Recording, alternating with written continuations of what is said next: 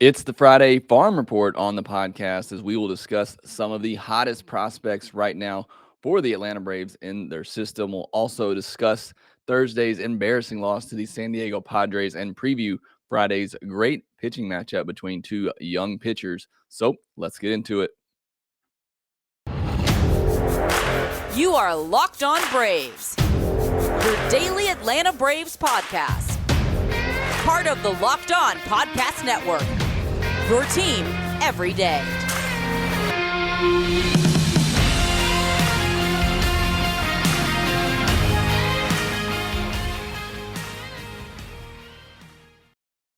Hey, and welcome back to Locked On Braves, part of Locked On Sports Atlanta, where we're talking about your favorite Atlanta sports teams every single day. I am your host, Jake Mastroianni. You can follow me on Twitter at shortstopball. Check out my bio there to see everywhere I am covering the game of baseball, including the Atlanta Braves in written form over at tomahawktake.com. Also, make sure you follow the podcast on Twitter at LockedOn_Braves so you can be part of the conversation. Please subscribe to the Locked On Braves podcast wherever you get your podcast. Make sure you subscribe to us on YouTube as well. Really does help out the show. And thanks for making Locked On Braves your first listen of each and every day. We post episodes daily, 5 days a week, Monday through Friday, and are free and available on all platforms. Before we get into today's episode, I want to just take a moment to say happy Jackie Robinson Day. And this is the 75th anniversary of Jackie Robinson breaking the color barrier in Major League Baseball. One of the best moments you can see. I love Jackie Robinson. Got the photo right here of Jackie Robinson stealing home. Just an iconic figure, not in baseball alone, but in our inside society as a whole. I've got my 42 shirt on today. So I would encourage you, whether you know about Jackie Robinson or not, spend some time today looking into the life of Jackie Robinson, not just a baseball player, but who he is, the person that he was off the field as well, what he meant, not just for this sport, but what he means for this country. Whether that's watching a Jackie Robinson documentary, reading a lot of great literature on him. I'm sure there'll be some great articles on him today.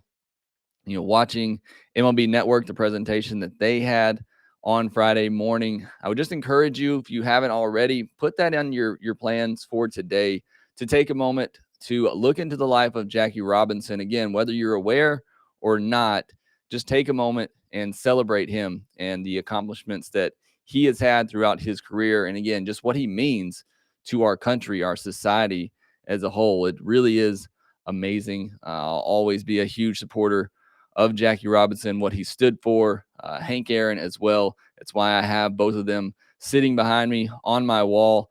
I didn't watch either of them play, but their legacy is why we're here, where we are today. And so I really do appreciate all that those men have done.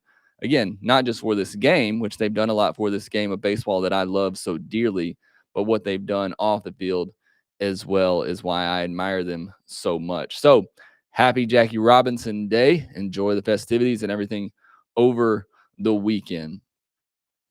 But let's turn our attention back to the Atlanta Braves and let's briefly talk about this embarrassing loss that they had to the San Diego Padres on Thursday night. This was an ugly game, and there's no other way to put it. A rough first inning for Charlie Morton. And Charlie's that guy we look to shut things down and get the Braves, going back in the right direction. And again, it's early in the year. I understand that. But he just wasn't able to do that this time. And it didn't matter anyway because the offense can't score. And we'll talk about that in a second. But a rough first inning for Charlie Morton. Most of it by his own doing as he hit two batters.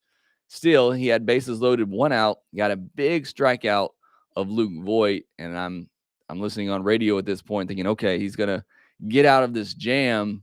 And then Eric Hosmer hits a bloop single at 69.1 miles per hour that drove in 2 runs. And that was just a huge backbreaker right there. Morton goes on to throw 31 pitches in that first inning. I believe that kind of carried over into that second inning where he got lit up as well.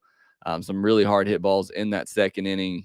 First inning was really just kind of his own doing with the hit batters, and then you give up the bloop hits, which happen, but you can't have those hit batters get on ahead of them.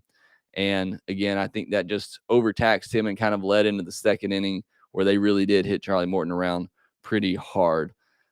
He was able to stick around long enough to eat up 5 innings to save the bullpen, which was great because the Braves are beginning a very long and difficult West Coast road trip. He ended up going 5 innings, 9 hits, the most hits he's given up since coming back to the Atlanta Braves. 3 walks, 2 hit batters, 5 earned runs, and 5 strikeouts. Again, honestly, he's lucky he didn't give up more than he did.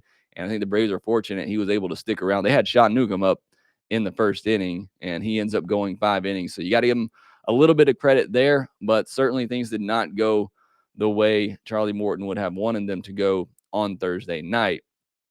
But again, none of that matters if the offense can't score, and the offense is not scoring runs right now. So when you fall behind 5-0 early like that, it kind of feels like the game is over with the way this Braves offense is not connecting right now.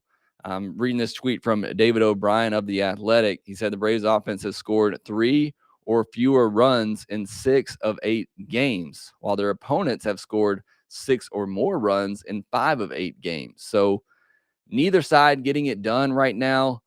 Look, I talked about the numbers on Thursday's episode. There's a lot of unluck. There's not a lot of luck on the Braves side right now. They've been very unlucky early in this season on both sides, but at some point you can't have that as an excuse. They have to start playing better baseball, and Thursday they just looked out of sync with the errors. You had 2 errors by Eddie Rosario. One is just a missed fly ball that ended up allowing a 2-run homer for Manny Machado. By the way, Manny Machado kills the Braves. Coming into Thursday's game, he was slashing 270, 356, 562 with 7 home runs in 23 games against the Braves, and those numbers only went up. You also had you had a third error in the game as well. And you also had Manny Machado steal a base, which should not happen. You had a double steal where a throw was not made. This team just does not look in sync right now mentally. Whatever the reason for that, whether they're still kind of in that champions mode celebration, I don't know.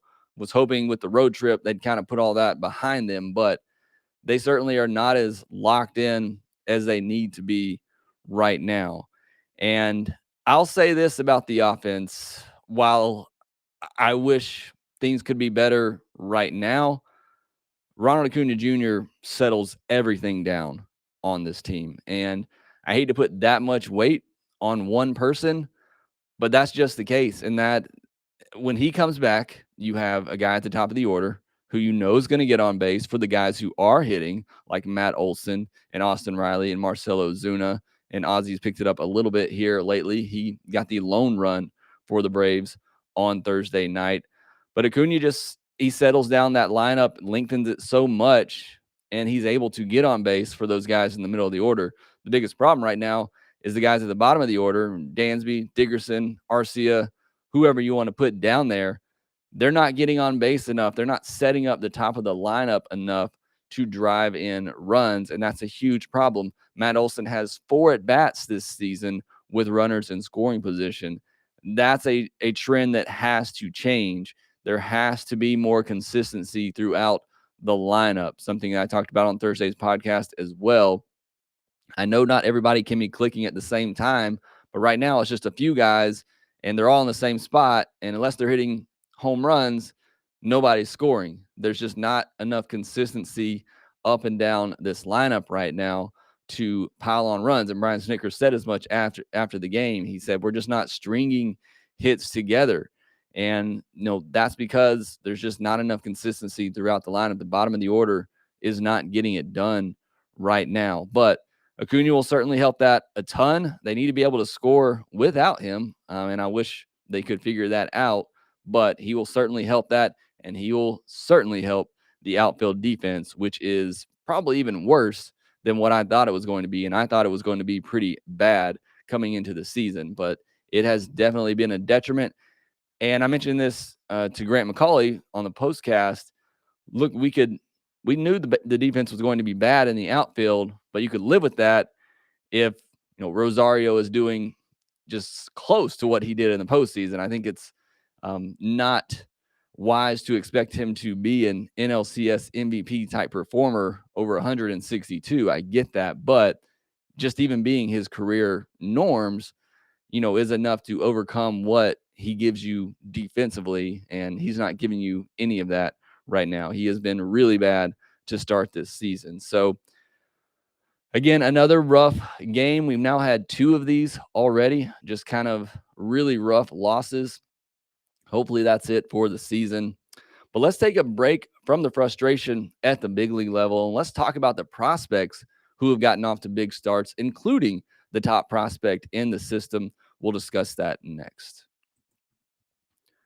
By now, you listen to the podcast, Built Bar is the best tasting protein bar on the market. Not only are they the best tasting, they're the best for you as well. Most of them only have about 130 calories, 4 grams of sugar, 4 net carbs, and 17 grams of protein. Compare that to a candy bar, which usually has around 240 calories, 30 grams of sugar, and dozens of net carbs. And again, so many delicious flavors. They're always coming out with new ones at built.com.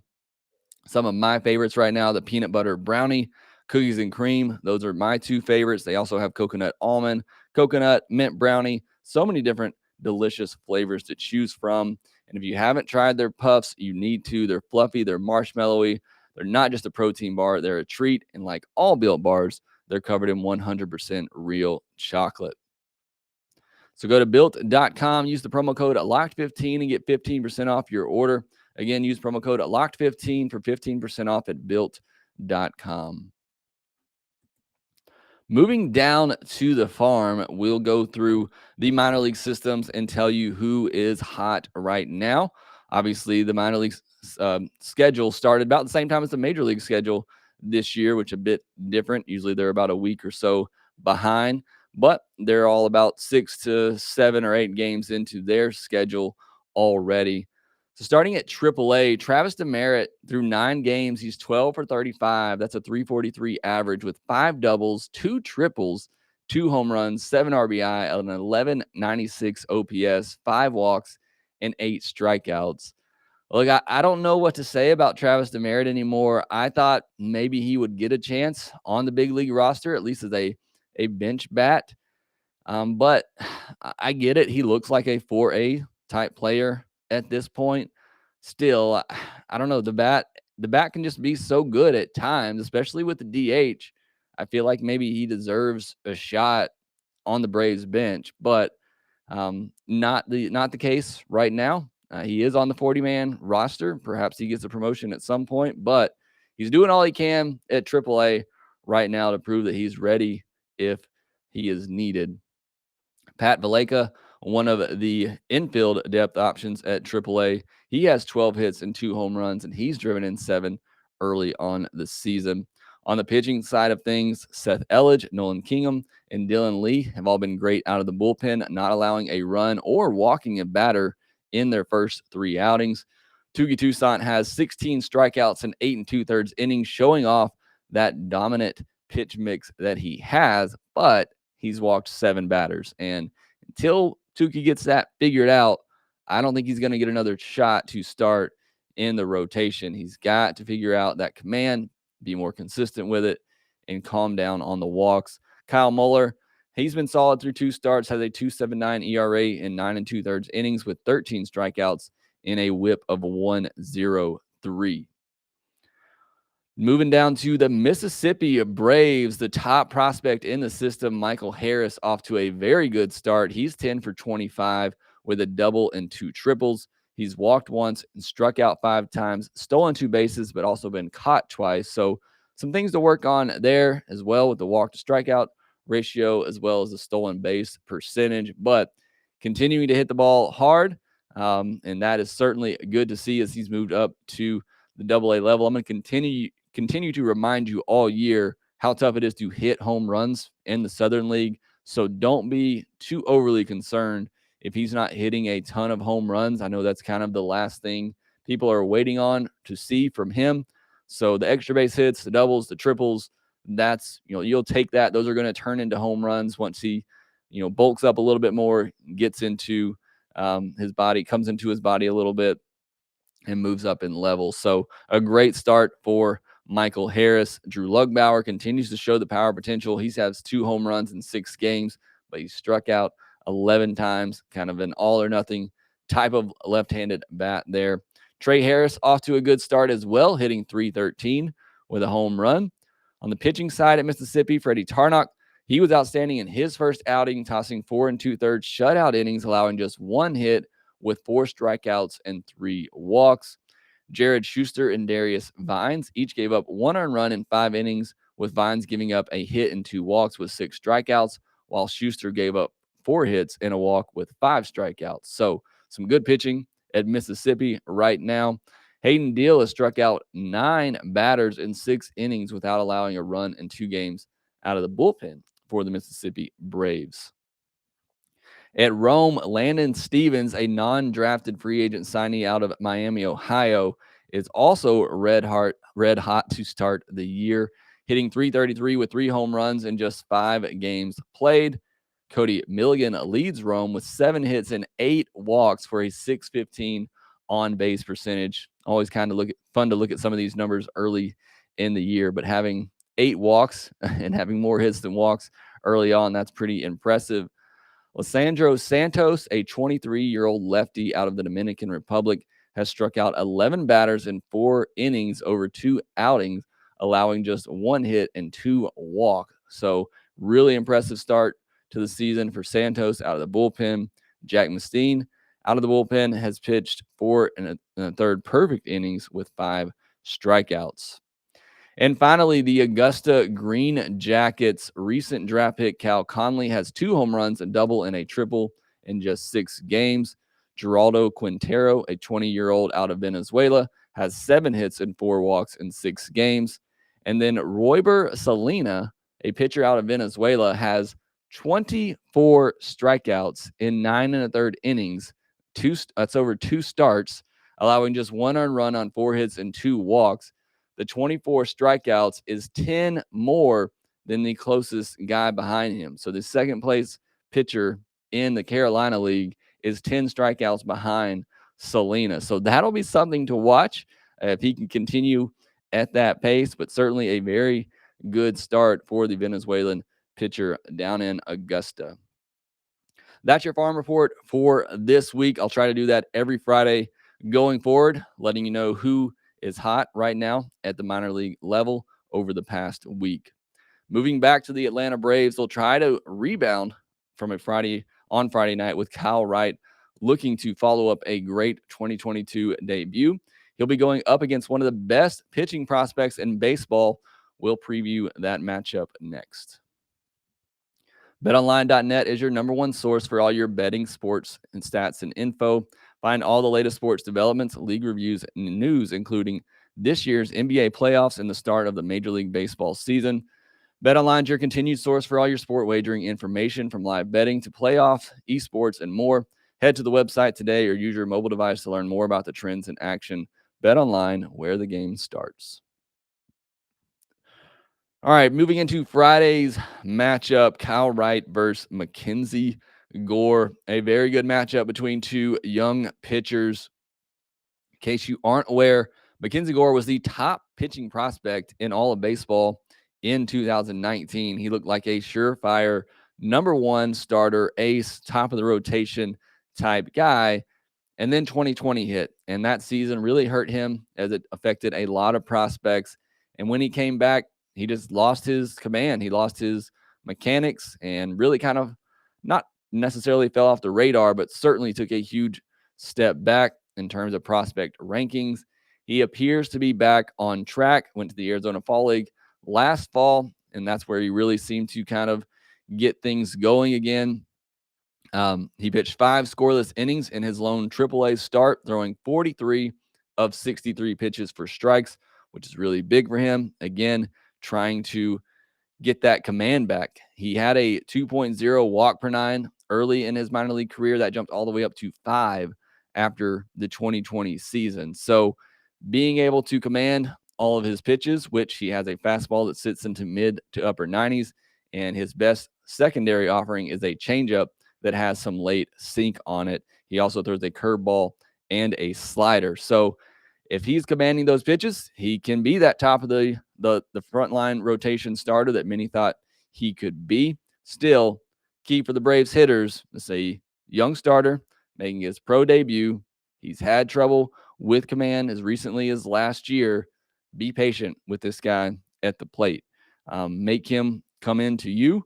And I also, he only threw 63 pitches in his only start in AAA. I got to imagine they don't let him go more than 75, 80 pitches in his big league debut. So be patient with him, make him come in the zone with those pitches and get him out of the game because the kid is good. And it'll be fun. I'm excited for him. I covered the Padres a while back over at Fansided. So, I really am rooting for this kid, but hopefully he doesn't have a stellar debut against the Atlanta Braves like Hunter Green did this past Sunday.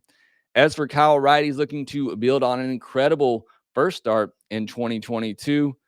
The one knock on Wright in his brief big league career is consistency. He could have a solid start every now and then he would follow that up, with a couple of bad starts. Can he follow up his first outing with another quality start, even if it's not as great as his first one, because his first start was excellent? Can he work into the sixth inning, allowing fewer than 3 runs? Can he give you a quality start? That's what we're looking for from Kyle Wright. And if we see the same Wright that we saw in the World Series, that we saw in his first start, and really that we saw in spring training, the confident Kyle Wright, trusting his stuff in the zone, getting ahead of hitters, I think he'll be fine. And I think the Braves will be fine. And I think they'll bounce back with a win on Friday night. So once again, happy Jackie Robinson Day. Hope you all enjoy Jackie Robinson weekend. Hope you enjoy watching the Braves come back and win this series against the San Diego Padres.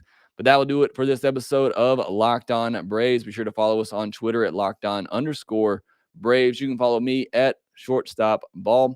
Also, make sure that you rate, review, and subscribe to the Locked On Braves podcast wherever you get your podcasts. Subscribe to us on YouTube as well, and we will talk to you next time.